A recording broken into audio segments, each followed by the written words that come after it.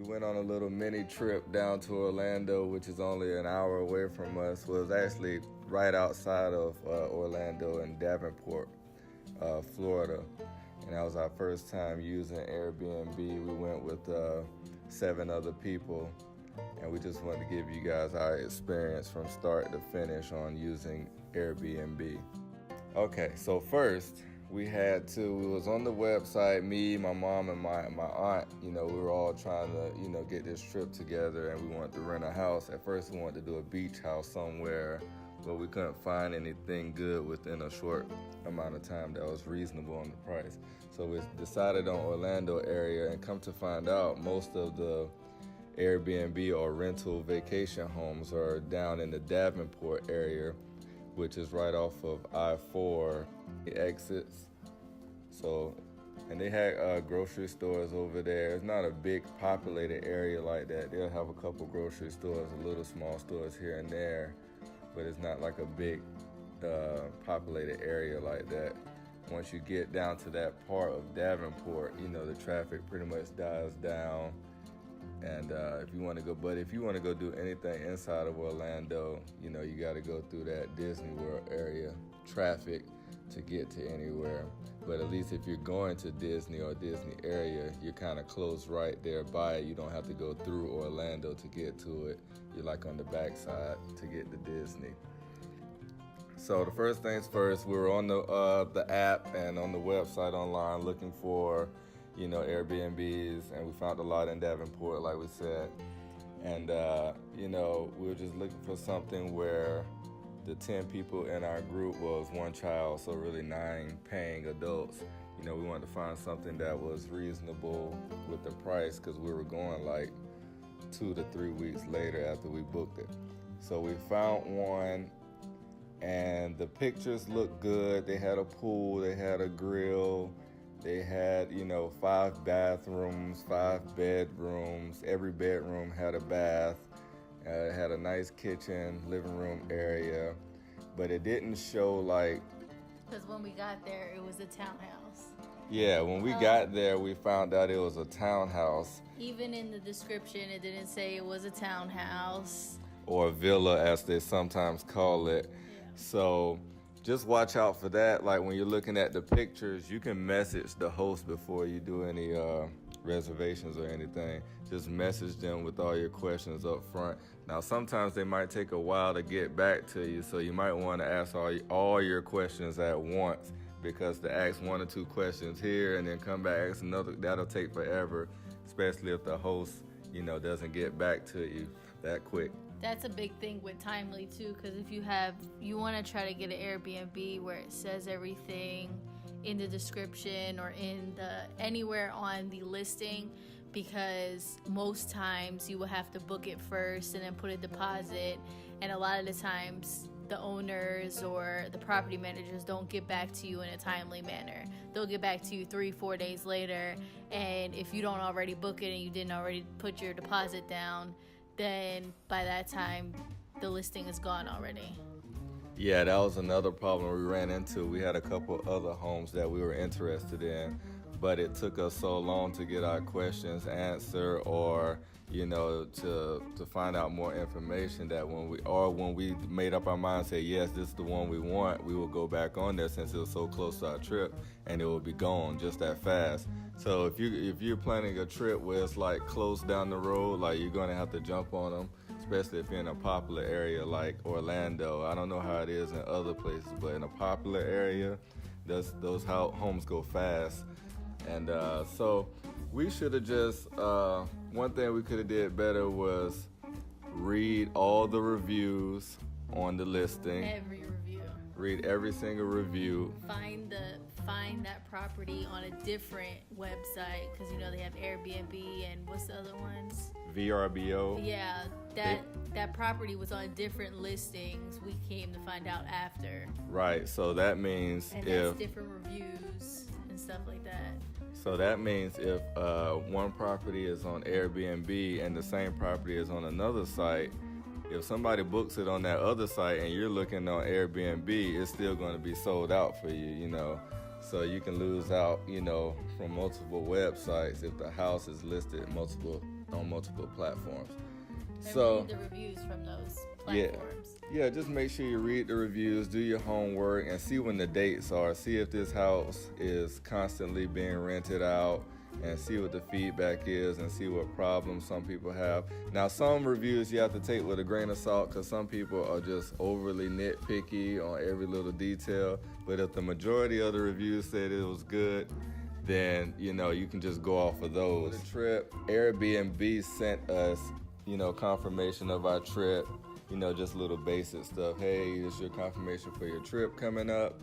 And then on the day of, we got the contract from the owners. The contract from the owners letting us know the keypad codes, because this home was an automated home, they call it, where they don't have to be there to let you in. They give you a code and you press it on the door and it opens. So they gave us a code for the door, code for the amenities, a code for everything. That's another thing with the amenities too. If a neighborhood has the amenities and they show it in the pictures and everything, like the community pool or gym or that type of stuff like that, make sure the listing says that the amenities are included. Yeah, make sure it's included, and that they'll give you a code for it, and there's not no extra fee, because that's one of the big things that sold us on this house. It said all amenities included. So they had a lazy river, a big pool with a slide, tennis courts, a gym, you name it, they had it.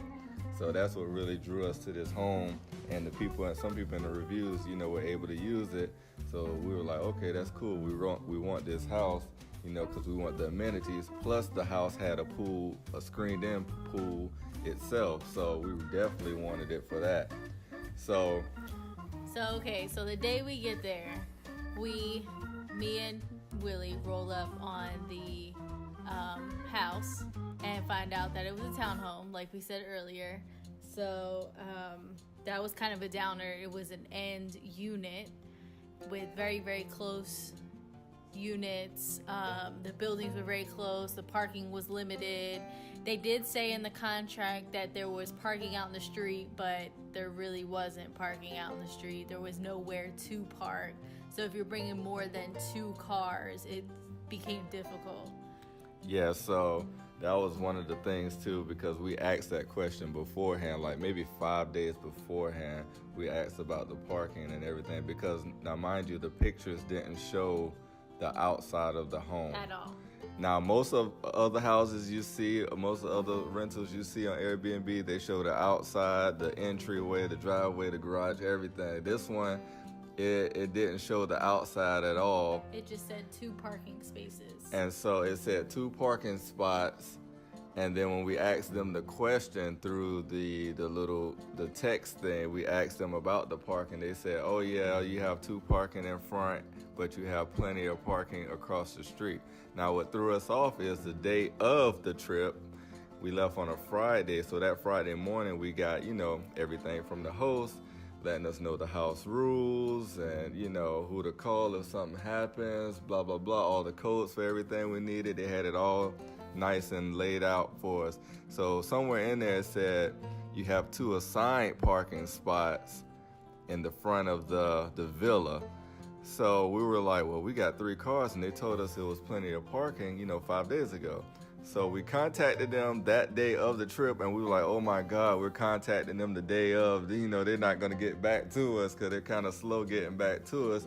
But they actually got back to us, within like an hour with everything, and told us like, yes, you have 2 parking spots in front, but you can also park on the street. So that was a big relief, because some areas or neighborhoods might tow during the middle of the night, and we didn't want that to happen. So that's pretty much everything with signing up for it and booking it and asking questions. So like my wife said, when we got there, it's pretty easy to find. It was a big neighborhood. They were still building, single family homes, and in the backside of it were villas, like townhomes. And we get there, there's no garage, of course. There's just 2 parking spots in front, and it was on a cul-de-sac, which was good. So that's kind of how we lucked out with the parking, because you can park along the circle of the cul-de-sac there. And when we got to the gate, the guy at the gate, this might not be the same for all neighborhoods, but at this neighborhood, the guy at the gate just asked us for the name on the reservation, how many days we were staying there, and I think he asked us one other question. We didn't. Oh yeah, the address of the place we were going, and they did not disclose the address to us until the last day. I think that's a normal thing because they don't want people going to go ride by the house and doing this and that. So I think usually they don't give you the address until the day of your trip, which is understandable. So we got in the gate, we found the place okay, we went inside. This is how this host had it because everywhere won't be the same. So they had all the cabinets, doors open, drawers open. They had all the microwave door, the oven door, everything open, I guess, so you can see the condition of everything. Because you're supposed to do a walkthrough beforehand, and it would be smart to do a video beforehand to show the condition of everything, so they won't try to get you at the end of it all. Now, these places usually send in their cleaning crew, which you pay for. You'll see it broken down, cleaning and service fees and stuff like that. So they have a cleaning crew come in after you leave to get it ready for the next people that's renting it out.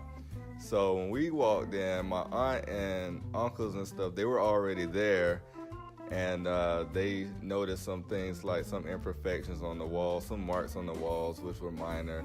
But the screen door to the patio was off the hinges. That wasn't a big deal to me. I just put it back on.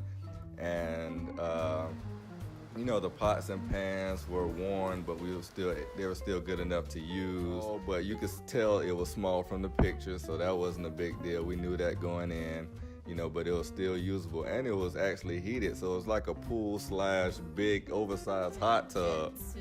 Jets too. Yep, it had the jets and everything. And it was screened in. Now the back door to the screened-in porch was broken off the hinges, so we just made note of that. They had stuff in their contract saying that if we broke it, we had to pay for it, but those things were broken anyways. Like the back alarm on the door, on the sliding glass door, because in Florida they have to have alarms.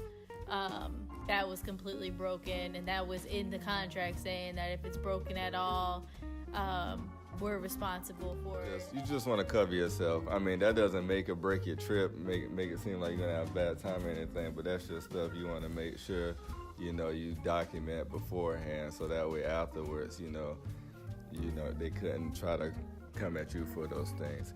Now, they did the bedrooms. Now, upstairs was all the bedrooms. One bedroom was downstairs, and like I said, each one had their own bathroom, which was kind of rare. But, thankfully we had that situation. So the bedroom downstairs was a king bed, decent sized bedroom. The bathroom was right across the hall from that. Then you had the kitchen, then you had the living room area, then you had the back patio area. They had half bathroom outside. And they had a half bathroom outside, which was really nice. We were scared to open the door because it was outside, but it was really nice in that bathroom outside. And also they had free Wi-Fi. They had, free cable. They had all the TVs came with apps built onto it, like a Roku TV type of deal.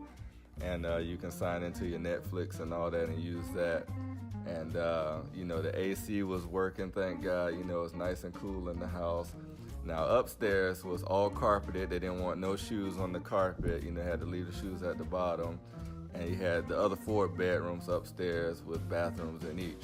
So 2 bedrooms on one end of the house and another one on the other end of the house had king beds. And the 2 bedrooms in the middle of the upstairs had 2 sets of bunk beds in each. And they were like full size. Yep, they were full size bunk beds in each. So 8 bunk beds altogether. So 8 beds altogether in those 2 other rooms. So we had beds to spare because, again, we only had 10 people. So now that we went over the house, now it's the next day. We went to the amenities. And, these amenities places, they change the gate codes every once in a while. So we had an old code, and we tried to reach out to the host, and he didn't know what was going on with the code. So we had to improvise, and just get the code from somebody else that was already in, because this neighborhood, I say at least 80% of the people in this big neighborhood were, on vacation renting out these homes in there. I believe it's only like 20% of the people in this neighborhood that actually lives and own these homes in this neighborhood. So it was a lot of people on vacation. We just got the correct code for one of them, and it wasn't a big deal. And once we got into the gate, the pool and everything, the lazy river and the slide didn't open for another 3 hours because we got there early. But the pool got packed. Like I said, there was a lot of other people on vacation using this neighborhood. So around 11:30, 12 o'clock, the pool was jam-packed. And we hadn't already been there since 8 o'clock, so we had enough time in the pool. And we came right back and used the pool that was at the home. And everything was pretty good. Now, me and my wife feel the same way on this with the Airbnb. Now, we only paid, I think, $990. Yeah, we paid $1,000, roughly $1,000, and so that was a pretty good price compared to what we got in the short amount of time we booked it, and what all the other things we were looking at. It was a little bit higher, like $1,200 and up. So we feel like with Airbnb, you got to pay to play. You pay a little bit more, you're going to get more. You pay $1,200, you might get a single family home with a garage, with a driveway for all your cars, with a bigger pool, with a bigger patio, bigger screened in area, different layout, better decor, and, stuff like that. And another thing I want to say is, when you see the pictures and everything looks all sparkly, clean, and brand new, it's not going to look like that necessarily when you get there, because they took those pictures probably when the house was first built or before they even had their first renter ever. So when you get there, you might see a little bit of wear and tear, and it might not look all bright and, crispy, clean as the pictures. It might look a little, not run down, but like a little used, that I don't know how it is for every place, but that's how it was for this place. It looked not totally different from the pictures, but it looked a little different from the pictures because they probably took those pictures at an earlier time. So in conclusion, our thoughts on Airbnb are, we're definitely going to use it again, and we also like that Airbnb itself, if there's a problem, you can go to them because they don't release the money to the host until after your trip, I want to say. I'm not 100% sure on that, but I know they hold the funds from the host until like the day of or after your trip. So if you have a problem, you can go back to Airbnb if the host is not cooperative with you. Or if they're, trying to hold something against you, you can go back to Airbnb. And it's always better, of course, to go at a superhost. This one wasn't a superhost, but they were still pretty good, But if it's your first time, definitely look for a superhost just, to get your feet wet with the Airbnb thing, to give you some more assurance that things will go well, especially if you're in a big city in a high rise and you need the code to get in, you need the code to a garage to park your car, you need this and that, and they're not there or whatever. You definitely want to get a superhost, I would say, if you're in a big city, because, just for your peace of mind. So we're definitely going to use it again. We're going to try it. We want to try it for our trip in Chicago. We're going to document for y'all, but we already got a hotel for that one because we waited too late. Now the prices are sky high for the Airbnbs, but we're definitely going to try it again in other places. I say if we were to rate this one 1 out of 10, we'll give this. I would give it a 7. What would you give it? Overall, probably about a 6. Give it a 6? Because one, I'm sure we never dealt with a superhost before. They're probably not a superhost because of their response time, but they're not very into the property. They're just put it up. It feels like they just put it up there just to rent it. But yeah, I would give it about a 6 because that's about it. And you got to think, these people are putting their homes on Airbnb to make money. So 9 times out of 10, they have other homes that they're renting out, and they don't live in those cities where you're visiting. 9 times out of 10, they probably live somewhere else, or they're travelers that's gone all the time. So they can't just come over and fix something for you. They usually work through a property manager, and that's the person you're really going to contact if something breaks in the house, the AC stops working, the toilet is clogged. You're really going to get faster service, in an emergency situation. They'll probably provide you with their property manager contact, somebody that's local in the area that'll come over and fix your problems. If they have a property manager. If they have one. Now, they could be small time and actually live down the street and trying it out for this time, and they might be close by and come fix it, but it just depends on host to host. But this host, I'll rate them a 7 out of 10. My wife gives them a 6 out of 10. And the experience was good, and it was good enough for us to keep doing Airbnb, but the whole thing of the game is pay to play, read the reviews, get a super host if you can, and book way ahead of time. And that's it, you guys. Hope you enjoyed this video. Please subscribe to our channel, and we'll get back to you with more vacation videos.